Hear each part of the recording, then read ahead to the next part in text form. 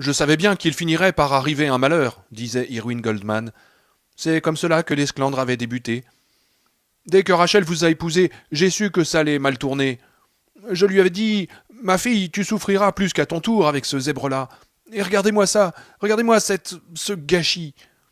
Louis leva lentement les yeux vers son beau-père, qui avait inopinément surgi devant lui, tel un affreux petit diable à ressort au crâne surmonté d'une calotte noire, puis instinctivement, il se tourna en direction du registre de l'entrée, auprès duquel Rachel était restée seule à monter la garde, après qu'il eut déclaré forfait pour le reste de l'après-midi, mais Rachel n'était plus là. L'affluence était bien moindre qu'à l'exposition du matin, et au bout d'une demi-heure, Louis avait abandonné son poste pour aller s'asseoir sur une chaise du premier rang, à l'extrême bord de l'allée. Il était resté là, affalé, inerte, insensible à tout, sauf à la fatigue écrasante qui l'engourdissait, et marginalement aussi à l'odeur écœurante des couronnes mortuaires. Sa torpeur n'était pas uniquement due à la bière. Il sentait bien que son esprit était enfin prêt à tirer le rideau. Cela valait sans doute mieux. Au bout de 12 ou 16 heures de sommeil, il serait peut-être capable de réconforter un tant soit peu Rachel. Au bout d'un moment, sa tête était tombée sur sa poitrine, et il n'avait plus rien vu d'autre que ses mains jointes qui pendaient entre ses genoux. Un sourd brouhaha de voix lui parvenait de l'entrée de la salle, le berçant doucement. Il avait été soulagé en constatant que les Goldman n'étaient plus là à leur retour du restaurant, mais il aurait dû se douter que leur absence ne durerait pas. C'était trop beau pour être vrai. « Où est Rachel » demanda Louis. « Rachel est avec sa mère, comme il se doit, » dit Goldman.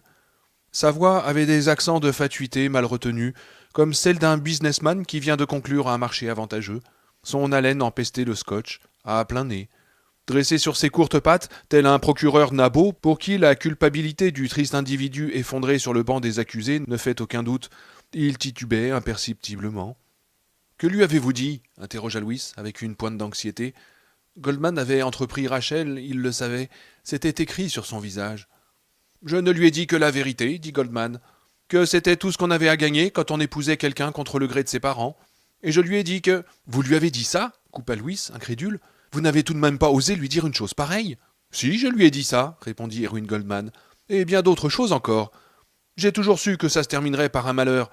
La première fois que je vous ai vu, j'ai su quel genre d'homme vous étiez vraiment. » Il avança son visage, exhalant d'aigres relents de scotch. « Vous ne m'avez jamais abusé. Votre diplôme de médecin, c'est de la frime. Vous n'êtes qu'un vulgaire filou.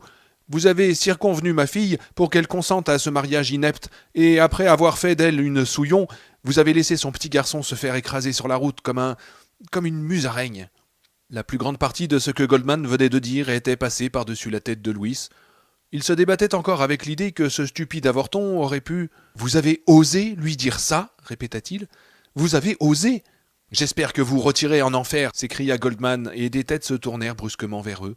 Un flot de larmes jaillit des petits yeux bruns d'Irwin Goldman, dont la cornée était striée de lignes sanglantes. Son crâne chauve luisait dans la lumière tamisée des tubes fluorescents. « Ma fille était une enfant radieuse, et vous en avez fait une triste souillon. Vous lui avez volé son avenir, vous nous l'avez volé.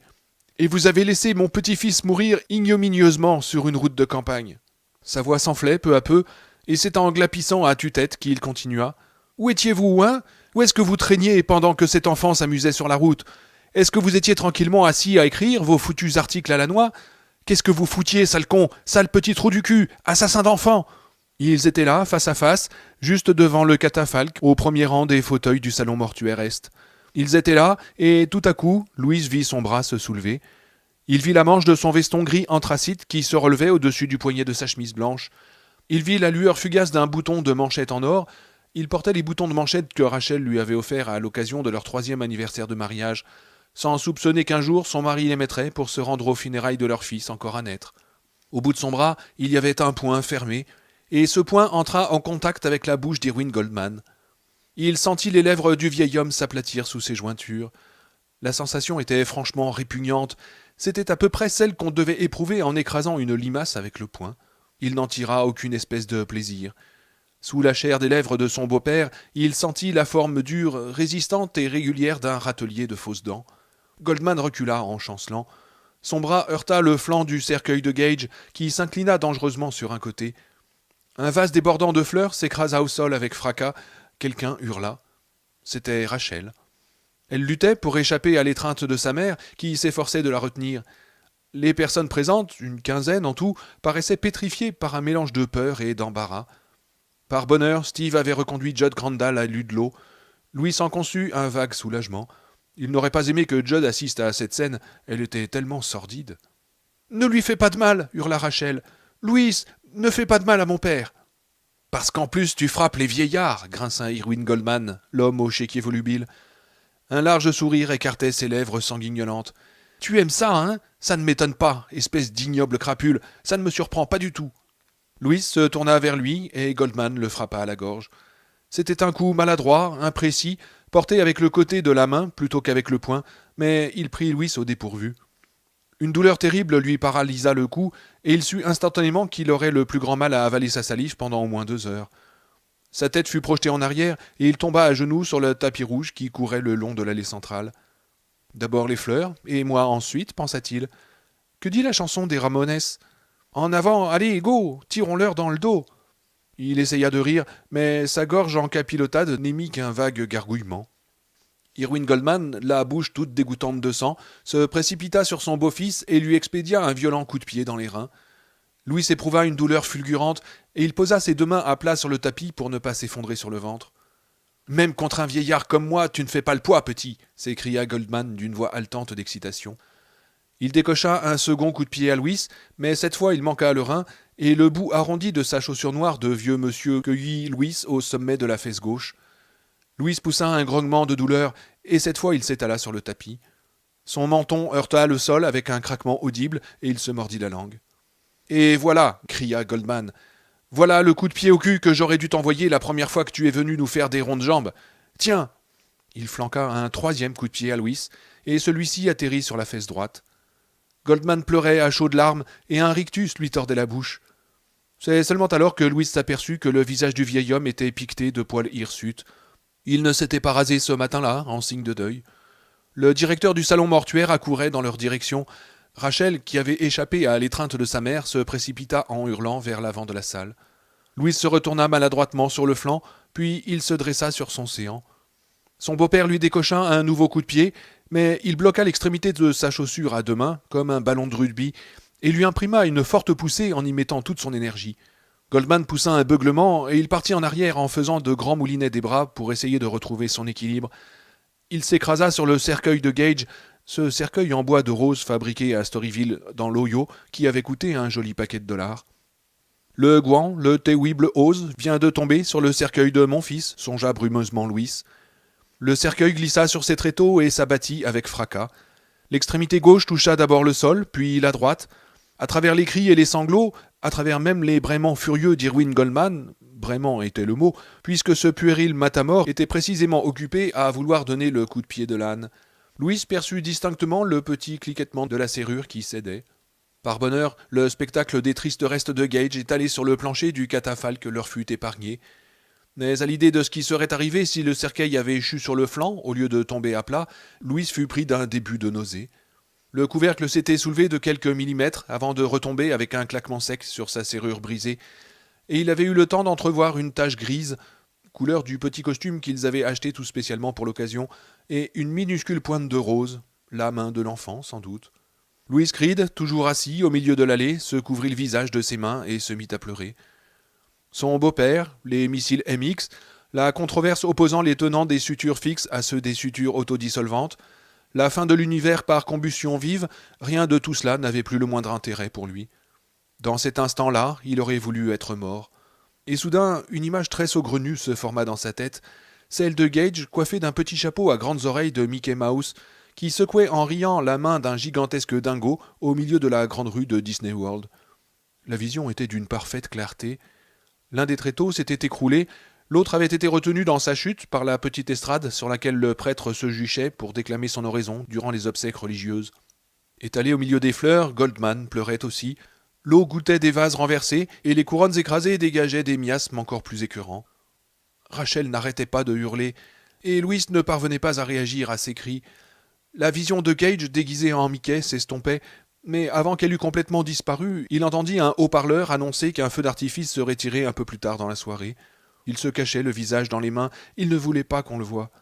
Il ne voulait pas leur exhiber son visage barbouillé de larmes, sa détresse, son remords, sa honte, sa souffrance. Et surtout, il ne voulait pas laisser deviner à personne son lâche désir d'être mort pour échapper à cet étalage de noirceur. Le directeur du salon mortuaire aida Dory Goldman à entraîner Rachel hors de la salle. Rachel hurlait toujours. Plus tard, dans la petite pièce où on l'avait emmenée, Louise supposait que ce local était expressément réservé aux parents et amis que la douleur faisait craquer, un salon des hystériques, en quelque sorte. Elle se mura dans un mutisme complet. Louis exigea qu'on les laisse seuls, et cette fois il se chargea personnellement de lui injecter un sédatif. En dépit de son abrutissement, il avait la tête claire et il se dominait bien. Dès leur arrivée à la maison, il mit Rachel au lit et lui fit une seconde piqûre. Ensuite, il lui remonta les couvertures jusqu'au menton et scruta longuement son visage d'une blancheur cireuse. « Rachel, je suis navré, dit-il. Je donnerais n'importe quoi pour que tout ça ne soit pas arrivé. »« Ça ne fait rien, dit-elle d'une drôle de voix sans timbre, sur quoi elle se retourna sur le flanc et Louis ne vit plus que sa nuque. Louis ne prononça pas la question banale et éculée « Ça va bien ?» qui lui était montée spontanément aux lèvres. Dans ces circonstances, elle eût été d'une redondance flagrante. « Ça ne va pas trop mal ?» interrogea-t-il enfin. « Je ne suis pas brillante, Louise, » répondit Rachel en exhalant un son qui ressemblait à un rire étouffé. « En fait, je me sens horriblement mal. » Il eût sans doute fallu ajouter quelque chose, mais Louis était à bout de ressources. Tout à coup, une vague de ressentiment l'envahit. Il en voulait à Rachel, à Steve Masterton, à Missy Dandridge et à son grand bonnet de Marie avec sa pomme d'Adam pointue. Ils lui sortaient tous par les trous du nez. Pourquoi fallait-il que ce soit toujours lui qui leur tende l'épaule ? Qu'est-ce que c'était que ce merdier ? Il éteignit l'électricité et sortit. Il constata qu'il ne pouvait pas non plus grand-chose pour sa fille. Il s'arrêta pour la regarder sur le seuil de sa chambre. La pièce était plongée dans une demi-obscurité. L'espace d'un bref moment de délire, il la prit pour Gage, et son esprit-là joua fugacement avec l'idée que toute cette histoire n'avait été qu'un épouvantable cauchemar, pareil à celui au cours duquel ils s'étaient enfoncés dans les bois à la suite de Victor Pascoe. La pénombre ajoutait à l'illusion. La chambre de lit n'était éclairée que par la lueur vacillante du petit poste de télé portatif que Judd lui avait monté du rez-de-chaussée pour l'aider à tromper l'attente. Les longues heures d'attente. Mais bien sûr, ce n'était pas Gage. C'était Ellie, qui, non contente d'être toujours agrippée à la photo qui la montrait tirant Gage sur la luge, était à présent assise sur la chaise de Gage qu'elle avait transportée dans sa chambre. C'était une mini-chaise pliante de metteur en scène avec un siège et un dossier de grosse toile. Le nom de Gage, tracé au pochoir, barrait l'arrière du dossier. Rachel avait commandé 4 chaises semblables à une firme de vente par correspondance. Chacun des membres de la famille avait la sienne, avec son nom inscrit au dos. La chaise de Gage était trop petite pour Ellie, mais elle avait dû se ratatiner sur elle-même pour s'y asseoir, et la toile du siège penchait dangereusement vers le sol. Elle serrait l'agrandissement du Polaroid sur son cœur et regardait sans les voir les images d'un vague film. Louis s'approcha de la télé et l'éteignit. « C'est l'heure de dormir, Ellie, annonça-t-il. La fillette s'extirpa de la chaise, puis elle la plia. Apparemment, elle avait l'intention de dormir avec. Louis hésita. Il avait envie de faire une remarque sur cette chaise, mais finalement il se borna à interroger. « Tu veux que je te borde dans ton lit ?»« Oui, dit Ellie, s'il te plaît. »« Tu veux... Peut-être que tu préférerais dormir avec maman cette nuit ?»« Non, merci. »« Tu es sûr ?»« Oui, dit Ellie en esquissant un sourire. Elle prend toujours toutes les couvertures. » Louis lui rendit son sourire. « Amène-toi alors. » Au lieu de fourrer la chaise dans son lit, Ellie la déplia à nouveau et la plaça à son chevet. Louis eut l'absurde impression de se trouver dans le cabinet de consultation du plus petit psychiatre du monde. La fillette se dévêtit après avoir soigneusement posé la photo de Gage et d'elle sur son oreiller. Elle enfila son pyjama de pilou à fleurettes, récupéra la photo et se rendit dans la salle de bain, où elle la posa à nouveau le temps de se laver la figure, de se brosser les dents, de faire usage du fil dentaire et d'avaler son comprimé de fluor. Après quoi elle reprit la photo et se glissa dans le lit sans la lâcher. Louis s'assit à côté d'elle et lui dit « Ellie, il faut que tu le saches, si nous continuons à nous aimer, nous arriverons à nous en sortir. » Chaque mot lui coûtait à peu près autant d'efforts qu'il aurait dû en déployer pour actionner le levier d'une draisine chargée de balles de coton imbibées d'eau, et quand il arriva enfin au bout de sa phrase, il était complètement exténué. « Je vais prier Dieu de toutes mes forces, dit Ellie, d'une voix tranquille. Comme ça, il fera revenir Gage. »« Mais, Ellie, Dieu peut revenir sur ce qu'il a fait, dit Ellie. Il peut faire tout ce qu'il veut. »« Mais, Ellie, Dieu ne réalise pas ce genre de souhait, dit Louise d'une voix embarrassée, et une image lui passa brièvement dans la tête. celle de Church, accroupi sur le siège des toilettes, qui le fixait de son regard trouble, tandis qu'il macérait dans la baignoire. « Mais si, dit Ellie. À l'école du dimanche, le maître nous a parlé de Lazare. C'était un bonhomme qui était mort, et Jésus, il l'a ressuscité. Il lui a crié « Lazare, sors !» Le maître nous a même dit que s'il avait seulement dit « sors », tous les morts de ce cimetière seraient sortis de leur tombe. Mais Jésus ne voulait que Lazare. Une parfaite ineptie jaillit spontanément de la bouche de Louis, mais il est vrai que la journée avait été fertile en calembredène et autres coquecigrues. « Mais ça s'est passé il y a bien longtemps, dit-il. « Je vais tout préparer pour son retour, dit la fillette. J'ai sa photo et je vais me servir de sa chaise. »« Ellie, reprit Louis, la chaise de Gage est trop petite pour toi, objecta Louis en prenant dans la sienne sa main brûlante de fièvre. Tu vas la casser. Non, Dieu m'aidera à ne pas la casser, dit Ellie. Sa voix avait des accents de grande sérénité, mais Louise vit que 2 cernes bistres se dessinaient autour de ses yeux. Il se détourna, c'était trop douloureux de la regarder. Si la chaise de Gage cédait sous elle, elle comprendrait peut-être un peu mieux ce qui s'était passé. « Je vais garder sa photo avec moi, dit Ellie. Je me servirai de sa chaise et je mangerai de son porridge tous les matins. » Gage et Ellie avaient toujours eu chacun leur marque de céréales au petit déjeuner. Ellie détestait les coca-bears de Gage, et elle s'était même écrié un jour qu'ils avaient le même goût que des vieilles punaises mortes. Lorsqu'il ne restait plus d'autres céréales à la maison, Ellie se contentait d'un œuf à la coque, ou elle partait pour l'école l'estomac vide. « Je mangerai aussi des haricots secs. Je n'aime pas du tout ça, mais tant pis. Je lirai tous les livres d'images de Gage, et je lui... Enfin, tu sais, je tiendrai tout prêt pour son retour, si jamais il... » Elle pleurait à présent. Louis ne la prit pas dans ses bras pour la réconforter. Il se borna à écarter doucement les cheveux qui lui retombaient sur le front. Tout ce délire avait quelque chose de logique au fond. Rester en ligne, ne pas décrocher. Maintenir la présence de Gage, lui garder sa place au hit parade, refuser de le laisser glisser dans l'oubli, se remémorer tous ses faits et gestes. Et tu te rappelles ce qu'il avait fait à tel moment ou à tel autre? Ah oui, c'était fumant. Ah, ce Gage, qu'est-ce qu'il était chouette, sacré petit bonhomme, tiens. Dès que ça ne ferait plus mal, ça commencerait à ne plus avoir tellement d'importance. Elle sait sûrement combien ça serait plus facile d'admettre que Gage était mort, se dit Louis. Ne pleure plus, Ellie, dit-il. On n'a pas toute la nuit. Mais rien n'aurait pu l'arrêter. Elle pleura encore pendant un bon quart d'heure. En fait, même des larmes roulaient encore sur ses joues lorsqu'elle tomba endormie. Puis le sommeil la prit, et quand l'horloge du rez-de-chaussée sonna à 10 heures, la maison baignait dans un silence complet. Vis avec le souvenir de Gage, si ça te chante, Ellie, songea Louis, en déposant un baiser sur le front de sa fille. Un psy serait sûrement d'avis que c'est pervers comme tout, mais pour moi c'est ok.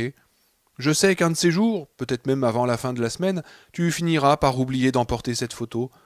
Je la trouverai abandonnée sur le lit, dans ta chambre vide, pendant que tu seras en train de faire du vélo dans l'allée, ou que tu seras parti chez Cathy McGowan pour coudre des vêtements de poupée avec sa machine miniature. Ce jour-là, Gage ne sera plus avec toi, et à partir de ce moment-là, son nom disparaîtra définitivement du hit parade, si tant est que les petites filles en dressent un dans leur cœur, et il ne sera plus qu'un des événements qui ont marqué l'année 1984, de l'histoire ancienne.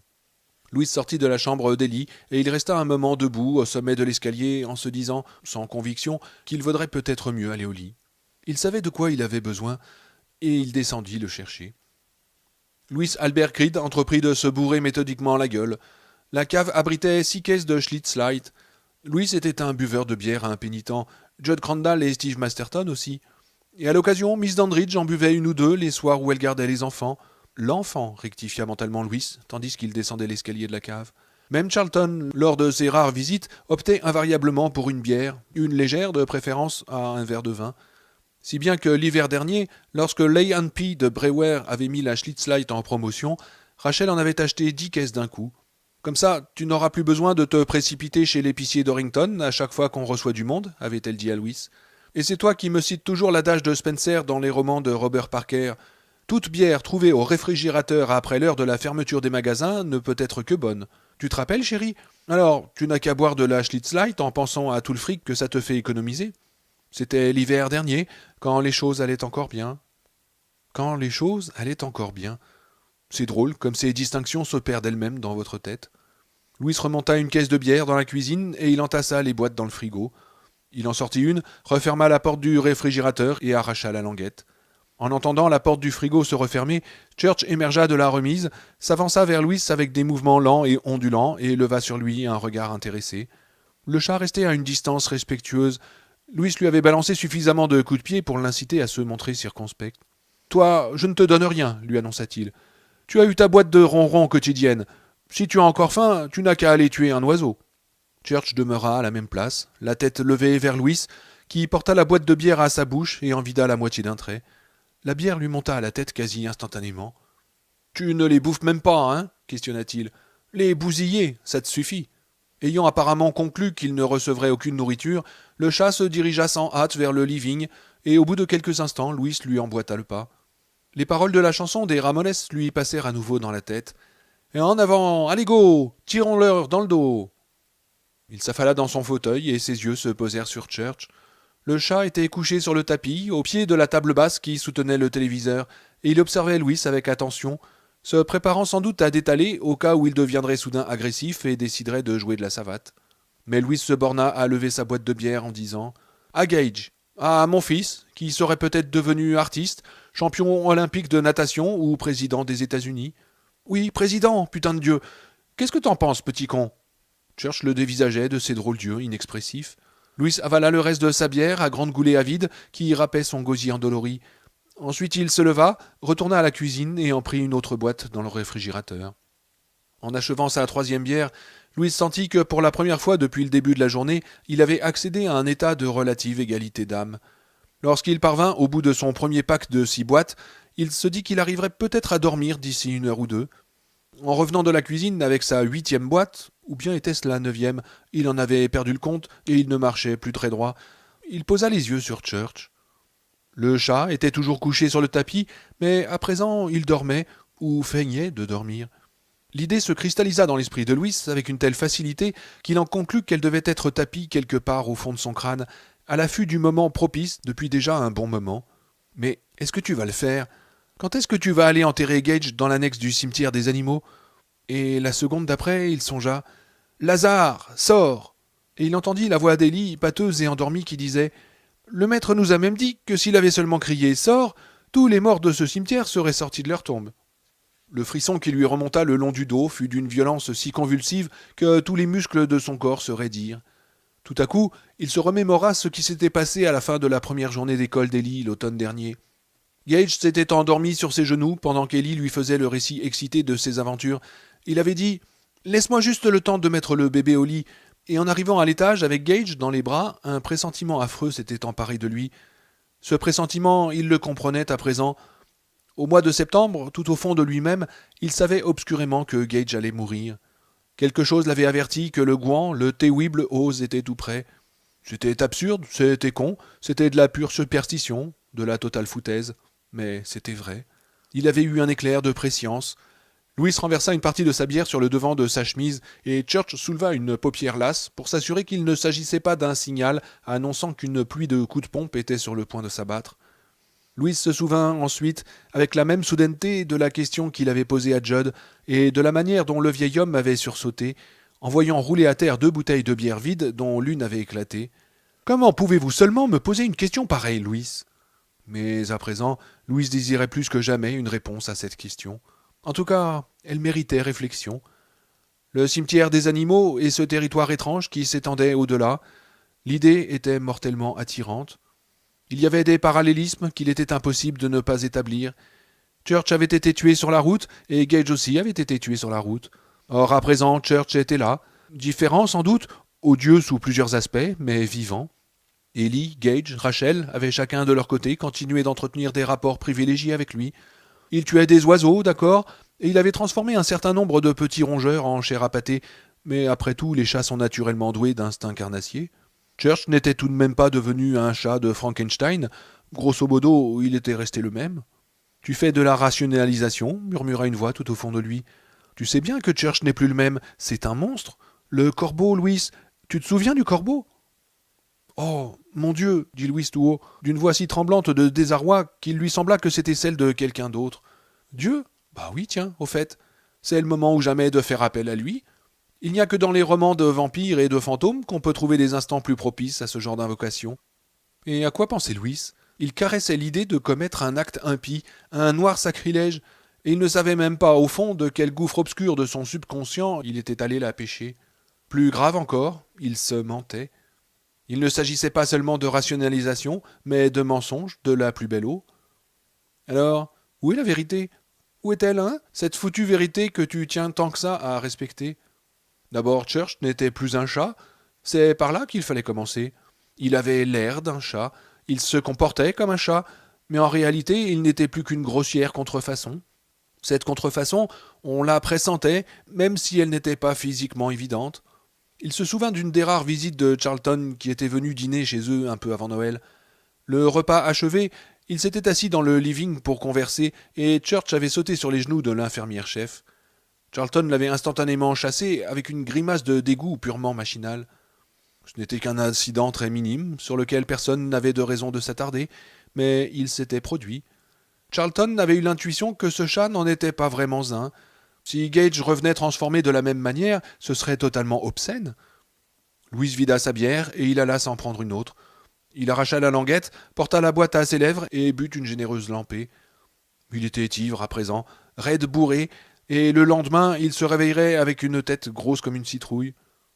Comment je suis allé aux funérailles de mon gamin avec la gueule de bois par Louis Creed, auteur de Comment je l'ai loupé à l'instant crucial et de nombreux autres best-sellers. Ivre, ben tiens, le soupçon lui vint qu'il ne s'était saoulé que pour être capable d'envisager cette idée démente avec sérénité. En dépit de tout, elle était mortellement attirante, cette idée. Belle, noire, avec un beau lustre morbide, entêtante, ensorcelante. Oui, il y avait du sortilège là-dessous. Mais l'écho des paroles de Judd résonna dans son esprit.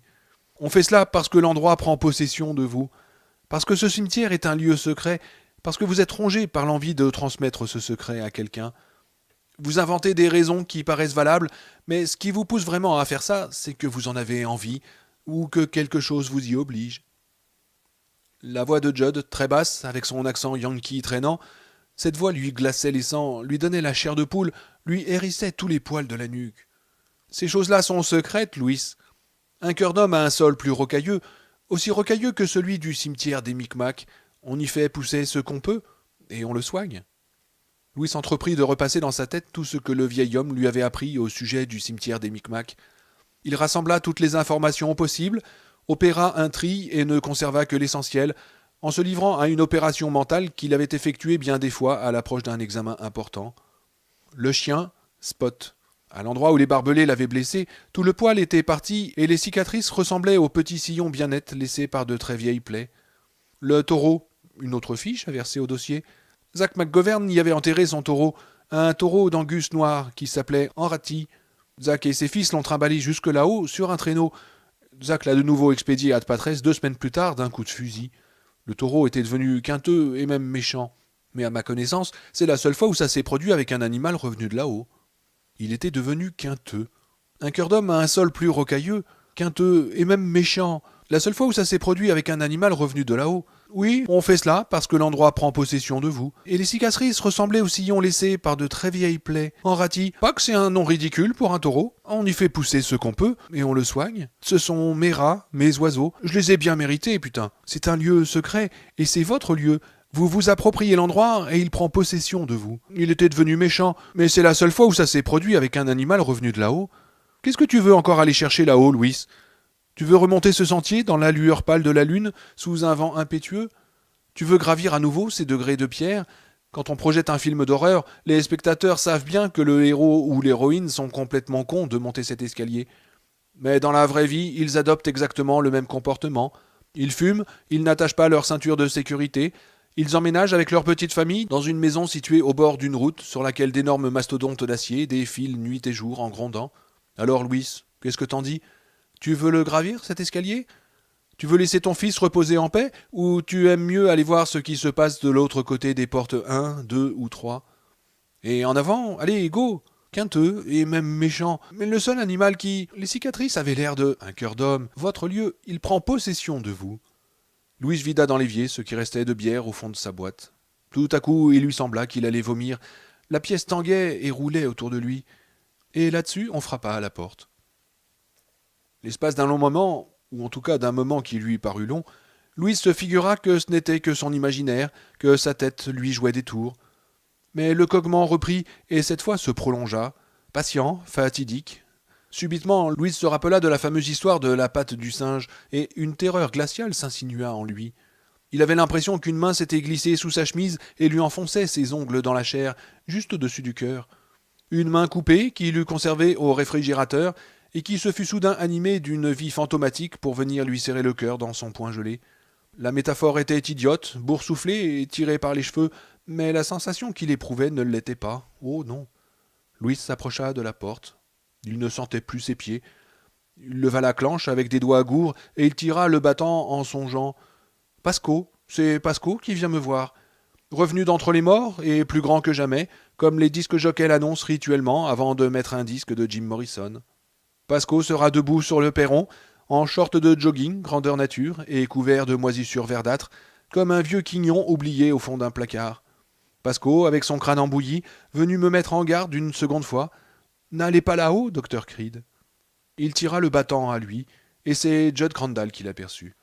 Judd Crandall, debout dans les ténèbres venteuses de cette nuit, qui séparait l'exposition du corps de son fils au salon mortuaire de ses funérailles proprement dites.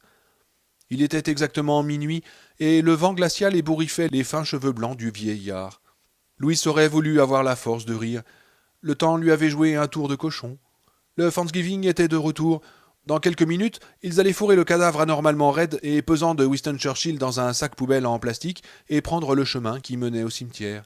« Je peux rentrer ?» demanda Judd en tirant un paquet de Chesterfield de la poche de sa chemise et en se fichant une cigarette entre les lèvres. « Écoutez, il est bien tard, objecta Louis. Et pour tout vous dire, j'ai un peu trop forcé sur la bière. Ah bah ça, je l'avais senti à votre haleine, dit Judd. Il gratta une allumette, mais le vent la souffla. Judd disposa ses mains en coupe, et il en gratta une seconde, mais le vent s'insinua entre ses doigts tremblants et l'éteignit aussi. Il sortit une troisième allumette, et au moment où il l'approchait du grattoir, il leva les yeux sur Louis, qui se tenait dans l'encadrement de la porte. « Je n'arriverai jamais à l'allumer, cette cigarette, dit-il. Alors, Louis, vous voulez bien me laisser entrer ou pas ?» Louis s'effaça pour le laisser passer. Ils s'attablèrent dans la cuisine avec des bières. « C'était la première fois qu'on boit un verre chez moi, » se dit Louis, un peu étonné. Pendant qu'ils traversaient le living, Ellie avait crié dans son sommeil, et ils s'étaient pétrifiés tous les deux comme des gosses qui jouent au jeu des statues, mais le cri ne s'était pas répété. « Bon, dit Louis, à présent, expliquez-moi ce qui vous a pris de venir frapper à ma porte à minuit passé, le jour de l'enterrement de mon fils. Vous êtes un ami, Judd, d'accord, mais là, je trouve que vous charriez un peu tout de même. » Judd but une gorgée de bière, s'essuya les lèvres avec le dos de la main et regarda Louis bien en face. Son regard était si ferme, si direct, que Louis ne tarda pas à baisser les yeux. « Vous savez très bien ce qui m'amène, dit Judd. Vous pensez à des choses défendues, Louis. Pire encore, je crois que vous envisagez d'aller au-delà de la simple pensée. »« Mais je ne pensais qu'à une chose, aller me coucher, dit Louis. Il faut que je me lève de bonne heure demain matin, j'ai un enterrement qui m'attend. »« Je suis responsable d'une bonne partie de la peine que vous éprouvez en ce moment, dit Judd d'une voix très douce. Et pour autant que je puisse savoir, c'est peut-être moi qui ai été la cause de la mort de votre petit garçon. » Louis le regarda d'un air stupéfait. « Quoi? Qu'est-ce que c'est que ces insanités, Judd ? » « Vous envisagiez d'aller l'ensevelir là-haut, dit le vieil homme. Ne protestez pas, Louis, je sais que l'idée vous est passée par la tête. Louis garda le silence. Jusqu'où l'influence de l'endroit se fait-elle sentir, dit Judd. Est-ce que vous en avez une idée? Non, n'est-ce pas? Eh bien, moi non plus, je ne suis pas capable de répondre à cette question, et pourtant j'ai vécu dans ce pays toute ma vie. Je connais beaucoup de choses sur les Micmacs, et cet endroit était considéré comme un de leurs lieux magiques, mais c'était une magie qu'ils redoutaient plus qu'autre chose.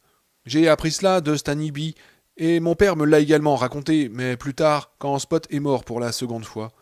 Maintenant, les Micmacs, l'État du Maine et le gouvernement fédéral se sont tous embringués dans un procès monstre, et le tribunal est censé décider de l'attribution définitive des terres où se trouve ce cimetière. Mais à qui appartiennent-elles vraiment? Personne ne le sait au juste, Louis. Ou si l'on a su un jour, on ne le sait plus. À différentes époques, elles ont été revendiquées par toute une ribambelle de gens, mais jamais aucune revendication n'a abouti. Par exemple, Anton Lundlow, l'arrière-petit-fils du fondateur de la localité, a fait des pieds et des mains pour se les faire attribuer. C'était probablement lui qui était le mieux placé pour cela, en tout cas parmi les Blancs. Son bisaïeul, Joseph Ludlow, l'aîné, s'était vu octroyer la propriété de tout le territoire qui s'étend à l'est et au nord de la ville par le bon roi George II, au temps où le Maine n'était encore qu'une province de la colonie anglaise du Massachusetts. Mais là aussi, ça aurait fini par une grande empoignade juridique, vu qu'un certain nombre d'autres Ludlow revendiquaient également la propriété de ces terres, de même qu'un zèbre du nom de Peter Dimart, qui soutenait qu'il avait la preuve qu'il descendait lui aussi du vieux Ludlow, qui d'après lui avait fait un mariage de la main gauche sur le tard. En plus, le vieux Joseph Ludlow s'était retrouvé pauvre en liquidité, mais riche en terre vers la fin de sa vie, et de temps en temps, quand il en avait un coup dans le nez, il faisait cadeau de 50 hectares par-ci, 100 hectares par-là. Mais n'a-t-on pas retrouvé les actes de donation et de cession interrogea Louis, qui était fasciné malgré lui. Oh ça, ils étaient drôlement à la redresse pour ce qui est de la paperasse, nos grands-pères, dit Judd en allumant une nouvelle cigarette au mégot de la précédente. L'acte de cession d'origine de votre terrain disait quelque chose comme... Judd ferma les yeux et récita. Le lopin de terre qui s'étend du grand érable de la butte au cognacier jusqu'à la berge du ruisseau d'Orrington. Le vieil homme eut un sourire sans joie. L'ennui, reprit-il, c'est que l'érable en question s'est effondré aux alentours de 1882, si bien qu'en 1900, il n'en restait plus qu'un petit tas de mousse brunâtre. Quant au ruisseau d'Orrington, il s'est entièrement envasé au cours des 10 années qui se sont écoulées entre la fin de la Grande Guerre et le grand crash boursier, et il n'en est resté qu'un vague bourbier. Tout ça faisait un sacré pastis, mais ce vieil Anton a bien été obligé d'en rabattre avant que ça prenne trop mauvaise tournure, vu qu'il a été tué par la foudre en 1921 dans les parages immédiats du cimetière indien.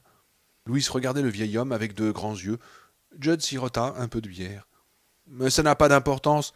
Il y a des tas d'endroits où les histoires d'individus et de propriétés sont tellement embrouillées qu'on n'arrive plus jamais à rien démêler.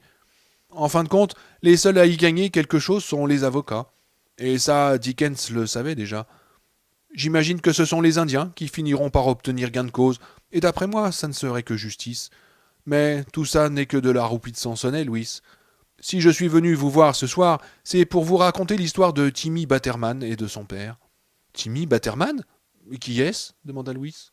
Il faisait partie du groupe de garçons du pays, une vingtaine en tout, qu'on a envoyé en Europe pour se battre contre Hitler. Timmy Batterman a été expédié outre-Atlantique en 1942, et il en est revenu en 1943 dans une boîte enveloppée d'un drapeau étoilé. Il avait été tué en Italie. Son père, Bill Batterman, avait vécu à Ludlow toute sa vie. Lorsque ce télégramme est arrivé, il a été à deux doigts de perdre la raison. Et puis, brusquement, il s'est rasséréné. Il connaissait le cimetière des Micmacs, vous comprenez ? Et il avait pris sa résolution sur le champ. De nouveau, Louise sentit de longs frissons lui courir le long du dos. Il fixa Judd intensément en s'efforçant de discerner au fond de ses yeux l'imperceptible vacillement qui eût trahi un mensonge. Le regard de Judd était absolument clair, mais tout de même, cette anecdote tombait tellement à point nommé que ça en paraissait louche. « Pourquoi est-ce que vous ne m'avez pas parlé de ça l'autre fois » interrogea-t-il finalement. « Le soir où nous nous sommes occupés du chat, je vous ai demandé si on n'avait jamais enterré un être humain là-haut, et vous m'avez affirmé que non. » Eh bien, à ce moment-là, vous n'aviez pas besoin de le savoir, expliqua Judd. Mais maintenant, si. Et est-ce que ça a été le seul cas demanda Louis au bout d'un assez long silence. Le seul dont je puisse témoigner personnellement, répondit Judd d'une voix grave. Mais est-ce qu'il y a eu d'autres tentatives du même genre ? Le contraire m'étonnerait, Louis. M'étonnerait beaucoup. Je suis assez d'accord avec l'ecclésiaste, vous savez. Moi aussi, je crois qu'il n'y a rien de nouveau sous le soleil. Oh, bien sûr, la pilule est enrobée de diverses sortes de dorures, mais le fond reste le même. On n'a jamais rien tenté qui n'ait déjà été tenté auparavant, et qui jadis aussi, et naguère déjà. Judd abaissa son regard sur ses mains constellées de taches de son. L'horloge du living sonna doucement la demie de minuit. Je me suis dit que, vu le métier que vous exercez, vous devez avoir l'habitude d'identifier le mal qui couve en observant certains symptômes. J'ai décidé qu'il fallait que je vous parle à cœur ouvert lorsque Mortenson, le directeur du salon mortuaire, m'a appris que vous aviez opté pour une simple dalle au lieu d'un caisson hermétique. Louis fixa longuement le vieil homme sans me dire. Judd piqua un phare, mais il ne détourna pas les yeux. « On dirait que vous avez fait votre petite enquête, Judd, déclara finalement Louis. « Ça me choque beaucoup, vous savez. »« Je ne l'ai pas interrogé sur votre choix, dit Judd. »« Oh, pas directement, je m'en doute bien, répondit Louis. Judd ne dit rien. Sa rougeur s'était étendue, et à présent tout son visage avait pris une teinte cramoisie, mais son regard ne vacillait toujours pas. Louis finit par pousser un grand soupir. Il éprouvait une fatigue indicible. « Oh, puis merde, dit-il. Qu'est-ce que j'en ai à foutre ? Vous avez peut-être raison. Peut-être que j'y ai pensé, mais dans ce cas, ça m'est vite sorti de la tête. Au moment de passer cette commande, je ne réfléchissais guère, je ne pensais à rien d'autre qu'à Gage. Je sais bien que c'est à Gage que vous pensiez. N'empêche, vous connaissez la différence. Votre oncle était entrepreneur de pompes funèbres, non? Louise connaissait la différence, en effet. Le caisson hermétique était une construction solide, massive, conçue pour durer très longtemps.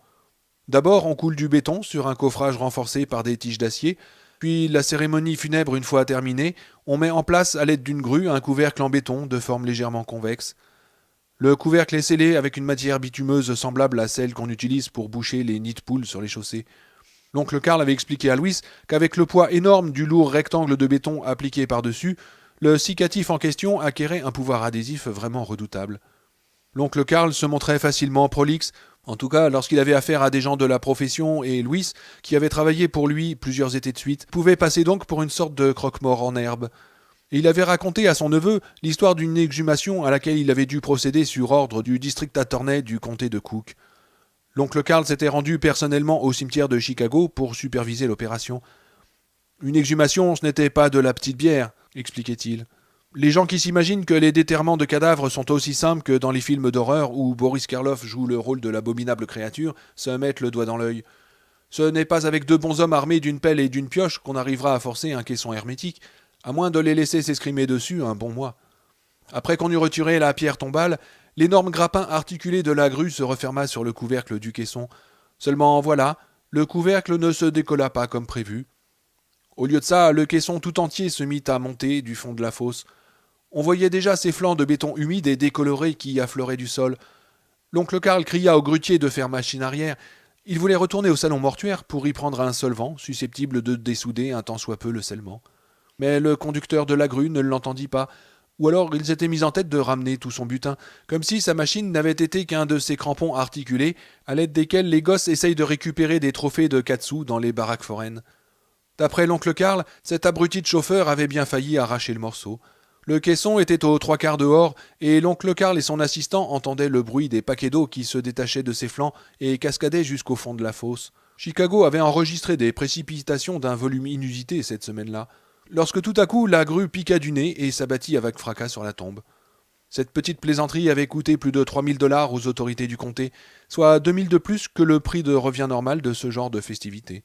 Le chauffeur de la grue était passé à travers son pare-brise et il s'en était tiré avec le nez cassé.